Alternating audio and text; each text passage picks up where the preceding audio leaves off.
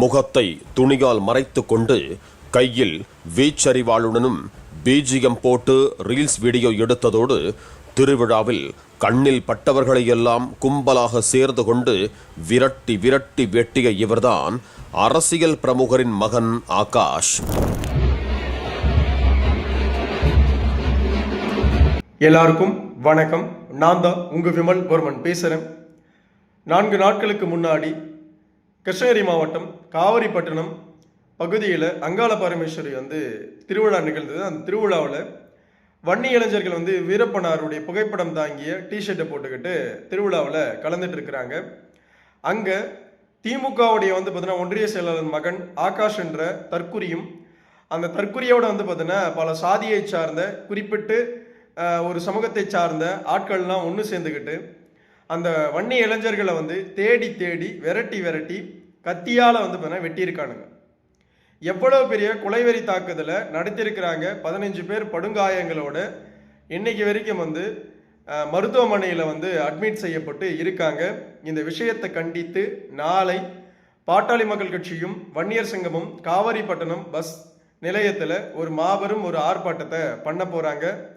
இந்த ஆர்ப்பாட்டத்திற்கு பெரும் திரளாக ஒட்டுமொத்த வன்னியர்களும் கிருஷ்ணகிரி மாவட்டம், தருமபுரி பக்கத்தில் இருக்கிற அனைத்து மாவட்டத்திலிருந்தும் உணர்வாளர்கள் இந்த ஆர்ப்பாட்டத்தில் கலந்துக்கிட்டு பெரும் திரளாக இந்த சம்பவத்துக்கு நாம் நியாயத்தை கேட்டே தீரணும். புரியுதுங்களா? ஏன்னா ஒரு மாவீரன் வீரப்பனார் டிஷர்ட்டை போட்டுக்கிட்டு திருவிழாவில் பார்த்தீங்கன்னா அந்த பசங்க இருக்கக்கூடாதா? அதை திமுகவுடைய ஒன்றிய செயலாளருடைய மகன் பார்த்தீங்கன்னா பெரிய மயிராமன் இவனுங்களுடைய பார்த்தீங்கன்னா கஞ்சா கும்பலை கூட கூப்பிட்டுக்கிட்டு, குடிகார கும்பலை கூட கூப்பிட்டுக்கிட்டு போய் அவனுங்களை வெட்டியிருக்கானுங்க. அப்படின்னா இவனுங்களுக்கு எவ்வளோ பெரிய அகங்காரமும் எவ்வளவு பெரிய பார்த்தீங்கன்னா ஒரு விஷயமும் இருக்கும். இந்த நாய்களை பார்த்தீங்கன்னா ஒரு 4 பேரை மட்டும்தான் கைது பண்ணியிருக்காங்க, மீதி பேரை கைது பண்ணலை. ஆனால் அன்னைக்கு பார்த்தீங்கன்னா போய் வெட்டணும் 50க்கும் மேற்பட்ட நாய்ங்க ஒன்றா சேர்ந்து போய் 15 இளைஞர்களை வெட்டியிருக்கானுங்க. இவனுங்க உண்மையான ஆம்பளைங்களா இருந்திருந்தா 15 பேர் 15 வன்னியர் பசங்களோட நின்று சண்டை பண்ணியிருக்கணும். புரியுதுங்களா? எதிரில் நீ கத்தி வச்சுன்னு இருக்குன்னா அவங்ககிட்ட கத்தியை கொடுத்துட்டு நீ சண்டை செஞ்சிருக்கணும். அப்போ தெரிஞ்சிருக்கும். புரியுதா? எவன் வீரன், எவன் வீரத்தோட இருக்கான் அப்படின்னு அப்போ தெரிஞ்சிருக்கும். புரியுதுங்களா? இந்த போதையை போட்டு கஞ்சாயை போட்டு கத்தியை தூக்கிட்டு சாதாரணமாக இருக்கிற பார்த்தீங்கன்னா வன்னியர் பசங்களை வெட்ட முயன்றதுக்கு பேர்லாம் வீரம் கிடையாதுடா.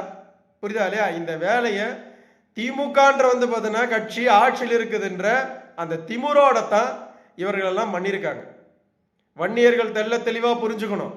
திமுக எவ்வளவு பெரிய மிகப்பெரிய ஒரு கேடு வன்னியர் சமூகத்துக்குன்றத வன்னியர்கள் புரிஞ்சுக்கணும். புரியுதுங்களா? மீண்டும் 2026 திமுக வந்துச்சு அப்படின்னா வன்னியர்களுக்கு தமிழகத்தில் சுத்தமாக பாதுகாப்பே இருக்காது. வன்னியர் சமூகத்தை அழிக்கின்ற மிகப்பெரிய நோக்கத்தோட மட்டும்தான் திமுக செயல்பட்டு இருக்கு. அதை நான் பல முறை சொல்லியிருக்கேன். விமல் வர்மன் பல முறை உங்ககிட்ட சொல்லியிருக்கேன். புரியுதுங்களா? திமுகன்ற கட்சி பார்த்தீங்கன்னா வன்னியர்களுக்கான இன துரோகி கட்சி. புரியுதா? வன்னியர்களை எவ்வளவு தூரம் அழிக்கலான்ற நோக்கத்தோட மட்டுமே இருக்கிற ஒரு கட்சி அப்படின்னா அது திமுக மட்டும்தான். திமுகவில் இருக்கிறவங்களாம் வன்னியர்கள் அழிந்தால் மட்டுமே பார்த்தீங்கன்னா நமக்கு நல்லதுன்ற எண்ணத்தோட வாழ்ந்துட்டு இருக்கிறானுங்க.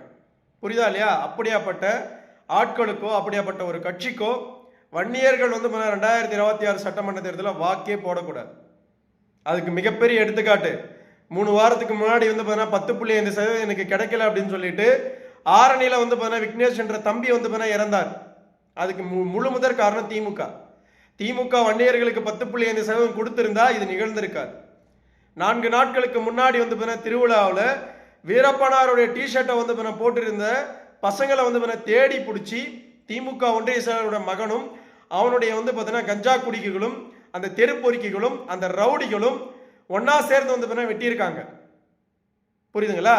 இதை வன்னியர்கள் நாமெல்லாம் பார்த்துட்டு சும்மா இருக்கோம் அப்படின்னா நாம செய்ய வேண்டிய மிக பிரதான வேலை 2026 சட்டமன்ற தேர்தலில் திமுகன்ற ஒரு கட்சியே பார்த்தீங்கன்னா வன்னியர் பெல்ட்டுகளில் ஒரு சீட்டு கூட பெறக்கூடாது. மானமுள்ள ரோஷமுள்ள வன்னியர்களா இருந்தீங்க அப்படின்னா 10.5% அதோட மட்டும் கிடையாது, தொடர்ச்சியாக இப்படி வன்னியர் சமூகத்துக்கு எதிரான வந்து பார்த்தீங்கன்னா கொலைவெறி தாக்குதலும் இவ்வளோ பெரிய விஷயங்கள் நடக்குது அப்படின்னா திமுகவை நாம கண்டிப்பாக வந்து பார்த்தீங்கன்னா வீட்டுக்கு அனுப்பணும்.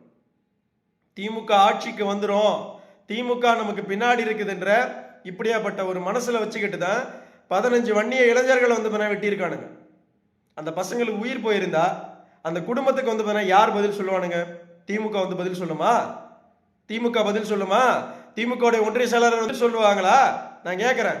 ஆகாஷ்ன்ற வந்து பார்த்தீங்கன்னா ஒரு பொறுக்கி பையனை பெற்றிருக்கிற திமுக ஒன்றிய செயலாளர் நீங்கெல்லாம் அந்த புள்ளைய வந்து பார்த்தீங்கன்னா நிக்க வச்சு வந்து பார்த்தீங்கன்னா செருப்பால் அடிக்கணும். இப்படியாப்பட்ட புள்ளைய பெற்று இப்படி வந்து பார்த்தீங்கன்னா விட்டு இப்படியாப்பட்ட ஒரு பெரும் வேலையை வந்து பார்த்தீங்கன்னா 15 பேரை வெற்ற வெடிக்க வந்து பார்த்தீங்கன்னா நீங்க எல்லாம் பொறுமை காத்துட்டு இருக்கீங்கன்னா இப்படியாப்பட்ட ஒரு புள்ளைய பெத்ததுக்கு நீங்கெல்லாம் வந்து பார்த்தீங்கன்னா தலை குனியணும்.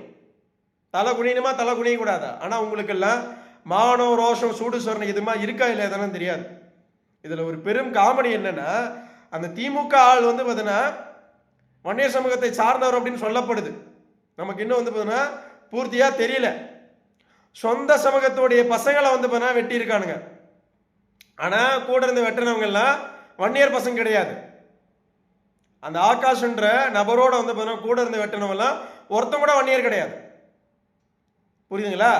எல்லாம் கும்பல் கூடிக்கிட்டு மாற்று சமூகத்தை சார்ந்து குறிப்பிட்ட ஒரு சமூகத்தை சார்ந்த பசங்களை வந்து பார்த்தீங்கன்னா பின்னாடி வச்சுக்கிட்டு அந்த பசங்க தான் வெட்டியிருக்கானுங்க கத்தியை தூக்கிட்டு.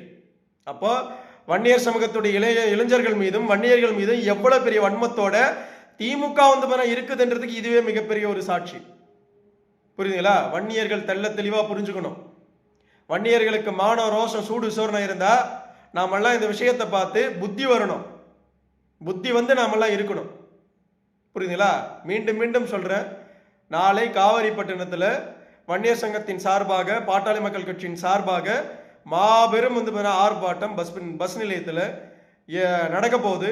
அந்த விஷயத்தில் பெருந்திரளாக ஒட்டுமொத்த வன்னியர்களும் கட்சி சார்பற்ற ஒட்டுமொத்த வன்னியர்களும் இன உள்ள எல்லா கட்சியை சார்ந்த வன்னியர்களும் கலந்துக்கிட்டு மிகப்பெரியதாக வந்து இந்த நாய்களுக்கு மிகப்பெரிய தண்டனையை வாங்கி கொடுத்தே தீருன்ற விஷயத்தோட இந்த காணொலியில் ஒட்டுமொத்த வன்னியர்களுக்கும் விமலவர்மன் சொல்லிக்க கடமைப்பட்டிருக்கேன்.